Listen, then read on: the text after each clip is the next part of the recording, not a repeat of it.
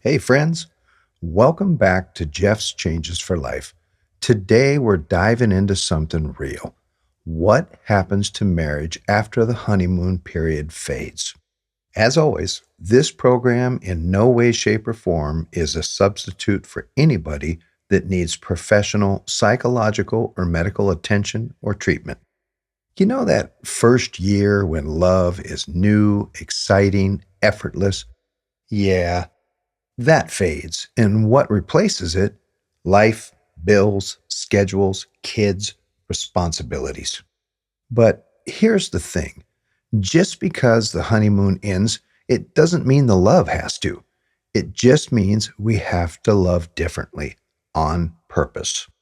First off, let's be honest about what tends to slip away. The little things. We stop saying thank you for the coffee they made or the laundry they folded. We start assuming they know that we're grateful.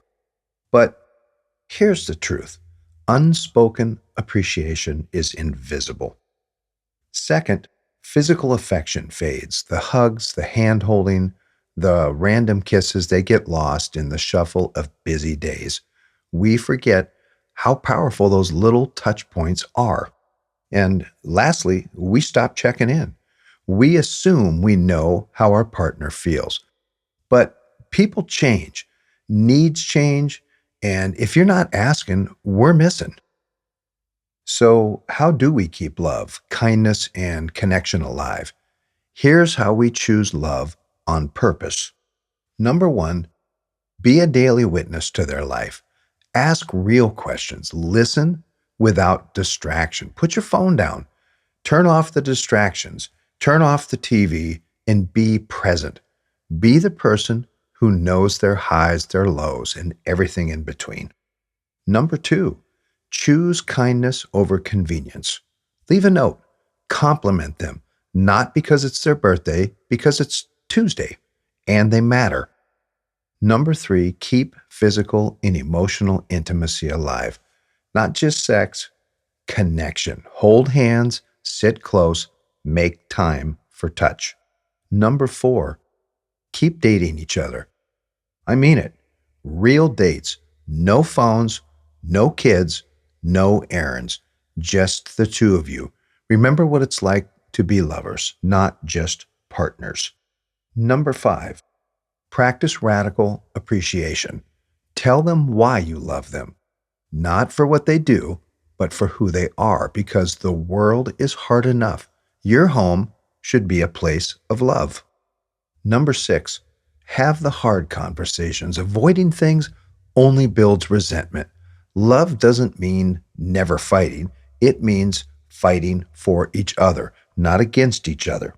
That reminds me of a saying that I had heard at one time, that marriage is like a book of matches.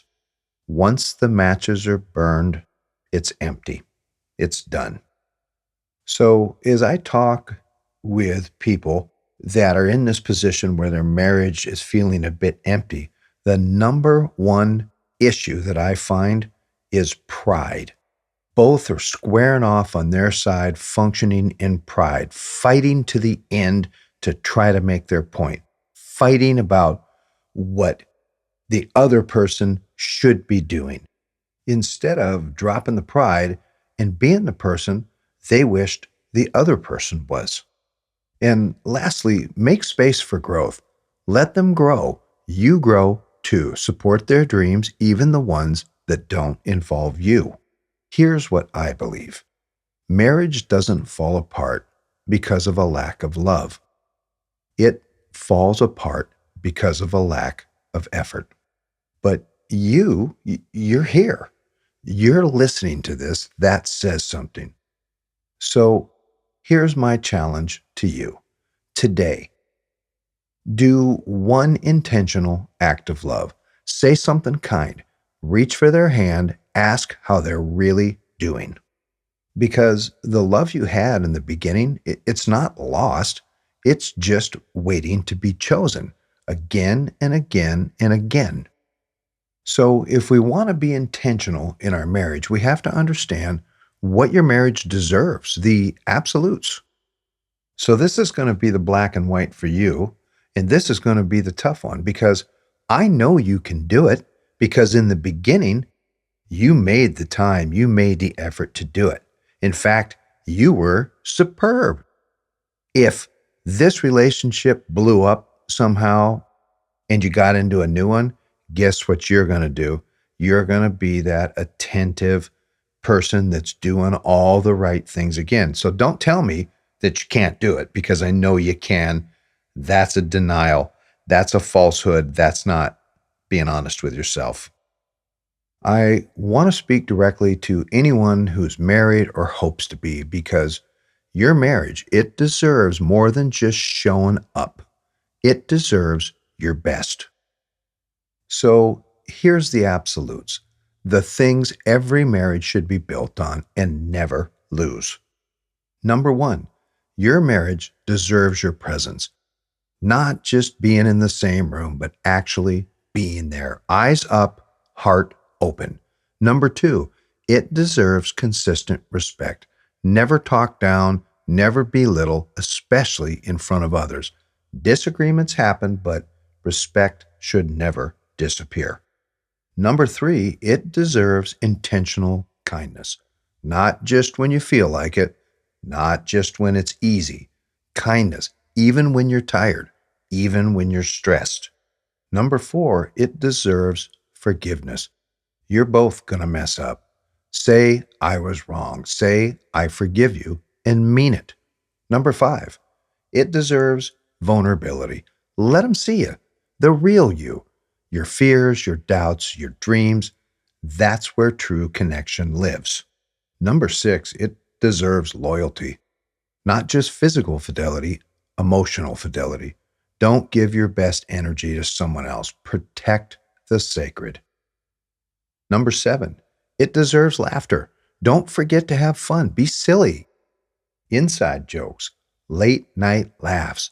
Joy is glue. It holds things together when life gets rough. Number eight, it deserves teamwork. You're not roommates, you're partners. When life is hard, it should feel like it's me and you versus the problem, not me versus you. Number nine, it deserves growth. Don't just grow old together, grow better together.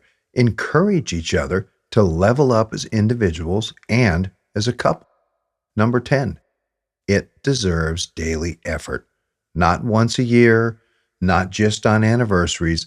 Love your partner in daily choices. Show up every single day. Even though I didn't mention it, I know this set off some triggers in some people's heads. So I want to dive into the contrast between how we see ourselves versus how we're seen by our partner. And this reminds me of an experiment that I watched. And the makeup of this experiment, and I am going to address both sides, but there was an artist that had a sheet between the wife and the artist, and her job was to explain herself to the artist, and he was going to draw her. Then they switched, and the husband came in and gave his directive for the artist to draw his wife. So once they completed the assignment, then they did the unveiling. And they first unveiled the wife's picture, and without a better description, she looked like an absolute troll, just hideous. Then they went to the husband's picture, and she looked like a goddess. So the point is, and I'm not talking about health, I appreciate that you're trying to be healthy and doing all these things, but to pull yourself out of valuable, intimate connection in a marriage because you think you don't look good and therefore nobody could see you that way. Well, the truth is, that's not how your husband sees you. Of course, he wants you to be healthy and do those things, but he sees you the way he did before. And if it's all about your looks, then you might want to reconsider and understand that maybe your partner isn't there for all of the right reasons. So that helps me transition to the second part, and this is mostly for the men. When your wife or significant other is communicating to you something that was stressful, something that weighs heavy on their mind, gentlemen, they don't want you to solve it. In a lot of cases, they just want you to be a good listener. They want to tell you about it. They want to share it with you. If they ask you to solve it, then by all means, give an opinion. But if they don't ask you to solve it, understand you're there to listen. You're the comfort. You're the shoulder. You're that person. And of course, that goes both ways. When husbands are talking, doesn't necessarily mean they want the wife to solve it. You know what's wild? In so many marriages, there's a quiet contrast happening all the time. How you see yourself isn't how your partner sees you. So, what might be some of those contrasts? Well, she sees, I've gained weight. I'm not attractive anymore. He sees, that's the woman I fell in love with. I love every inch of her. She feels less, but to him, she's still everything. Number two, he sees, I'm failing. I can't provide the way I want to. She sees, you get up every day and try. That means everything to me. He thinks he's not enough. She sees his effort as priceless. She sees, I'm overwhelmed. I'm falling apart. He sees, she's holding everything together with so much strength. She feels weak. He sees a warrior. He sees, I'm emotionally shut down. I'm bad at communicating. She sees, he tries in his own way. He's still showing up. He doubts his value. She treasures his presence. She sees, I'm not fun anymore. I've become boring. He sees, she's my safe place. I don't need fun. I need her. She worries she's changed. He loves who she's become. He sees, I'm not the man I used to be. She sees, no, you're better. You've grown, and I'm proud of you. He clings to his past. She sees strength in his now. She sees, I nag too much. I'm too emotional. He sees, she cares deeply. She's fighting for us in her own way. She hears her flaws. He sees her heart. You see what I'm saying? We're often our own worst critics. We bring shame, self-doubt, and insecurity into our relationship when the person who loves you sees beauty, effort, and courage. So, what if instead of believing our worst thoughts, we trusted the way our partner sees us, even when we can't see it ourselves?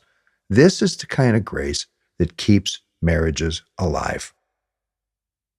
In order to move this back to the honeymoon, back to the place that made us feel so good, we have to bring some truth into it. You have to ask yourself some tough questions about what you're bringing to the marriage.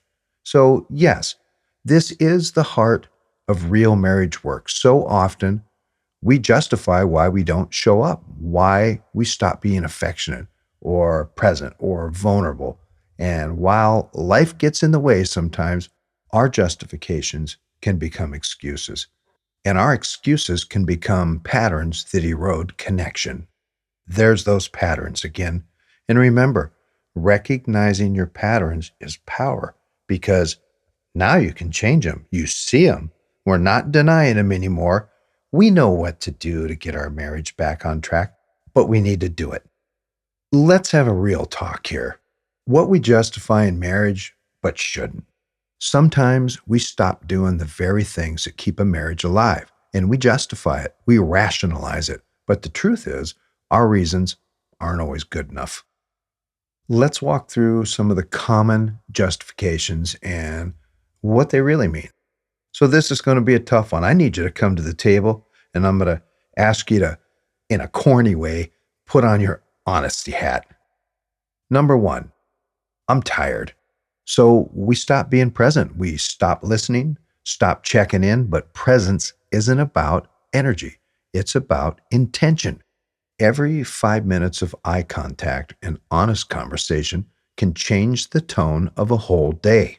So you get called to the carpet for not coming to the marriage maybe as you should. Well, They already know that I love them. So we stop saying it, stop showing it. But love unspoken can start to feel like love undone. Say it, show it, keep reminding them. This one here will never go away. I'm stressed. So we become short, cold, or shut down. But stress doesn't give us permission to stop being kind. Your partner should never be your emotional punching bag. This one here is a tough one for couples. We're just not as intimate as we used to be. So we accept the drift. We blame hormones, time, distractions, but intimacy is more than just sex. It's trust, it's closeness, it's safety, and it has to be nurtured even when life is busy. And this is where we get into the tit for tat. They don't pursue me anymore, so why should I? So we play the waiting game. We withhold love because we're not getting it first. Marriage isn't 50-50. It is 100%. This one here, it's just a phase. We'll get back on track eventually. So we stop fighting for the relationship. We let time pass, we let distance grow, but waiting it out isn't a strategy, it's a slow fade. Connection must be rebuilt on purpose. Now, don't get me wrong. Life gets busy, we get tired, we've all messed up. But when we keep justifying the ways we stop showing up, we quietly become someone we never intended to be. So here's the challenge. Look at your justifications and ask, would I accept this from them? If not, it's time to course correct. Not with guilt, but with love, because the small things we keep putting off, those are the big things in a marriage. Throughout my series, there's a couple things that just keep ringing true. If we're not aware and seeing the things we're not doing or doing, that's a problem. So we have to take a step back in truth and see the things that we're not doing. Can you imagine what kind of marriage you'd have if you treated your wife, your partner, your significant other in the way that you did based on how you saw them during the honeymoon period? You would have the most incredible marriage that you ever thought you might have. So I'm going to end this episode with a Jeff's black and white because I don't believe in not being honest, because if you're not forthright and right out there, when you tell something really, really good to somebody, they're not going to believe you. So with me, yeah, they don't like sometimes what I say, but when I'm telling the truth, they feel great because they know I'm being truthful with them. So I say this because the love you had in the beginning, it's not lost. It's just waiting to be chosen again and again and again.